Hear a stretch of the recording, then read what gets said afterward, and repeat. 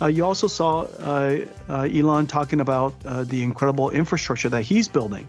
And one of the things that's really revolutionary about the version 12 of Tesla's full self-driving is that it's an end-to-end generative model, and it learns from watching videos, surround video, and it learns about how to drive end-to-end and using generative AI. Predict the path and the how to steer how to understand and how to steer the car. And so the technology is really revolutionary, and the work that they're doing is incredible. So I gave you two examples. A startup company that we work with called Recursion has built a supercomputer for generating molecules, understanding proteins and generating molecules for drug discovery. Tesla is far ahead in self-driving cars. But every single car someday will have to have autonomous capability. It's safer, it's more convenient, it's more fun to drive. And in order to do that, it is now very well known, very well understood, that learning from video directly is the most effective way to train these models. So technologies that are like Sora, which is just incredible, and other technologies, VO from Google, incredible. The ability to generate video that makes sense, that are conditioned by human prompt, that needs to learn from video. This is a giant leap in, speaking of game-changing AI technology, there's something really interesting happening right now. You might not have heard about it yet, but XAI, the same AI-driven ecosystem that's, pushing boundaries in AI infrastructure, is doing something big. And what's crazy is that they just quietly launched an early sale event for XAI AI tokens. And listen, these are designed to integrate directly into AI-driven economies, right? So you're talking about a digital asset that's literally built to power and scale AI systems in a way we haven't seen before. And what's wild is that they're offering some serious incentives for early participants. We're talking about up to 200% bonuses for those who get in now. But it's super low-key, almost like a stealth launch, so only a few people actually know about it. It's the kind of thing where in 6 months, people are going to look back and be like, oh, wow, that was the moment. But yeah, the link's out there for those who are paying attention. You're going to want to watch this space. First of all, to decide to do something, select the site, bring cooling to it, power, and then decide to build this 100,000 GPU supercluster, which is the largest of its kind in one unit. And then working backwards, we started planning together the date that he was going to stand everything up, and the date that he was going to stand everything up was determined, quite a few months ago. And so all of the components, all the OEMs, all the systems, all the software integration we did with their team, all the network simulation. We simulate all the network configurations. It's like we pre-staged everything as a digital twin. We pre-staged all of his supply chain. We pre-staged all of the wiring of the networking.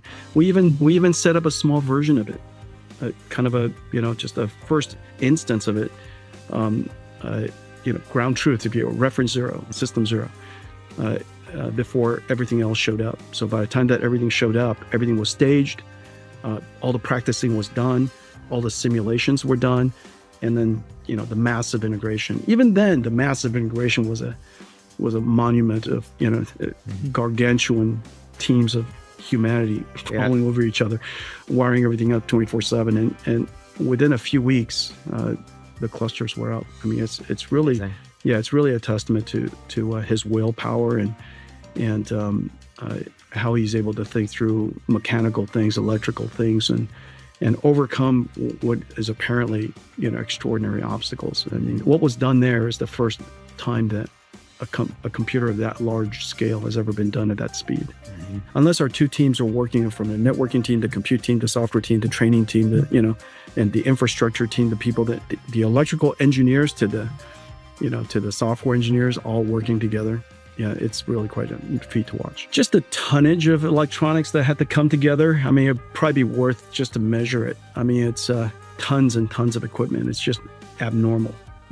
Usually a supercomputer system like that, you plan it for a couple of years, from the moment that the first systems come delivered to the time that you probably submitted everything for some serious work. Don't be surprised if it's a year. I mean, that happens all the time. It's not abnormal.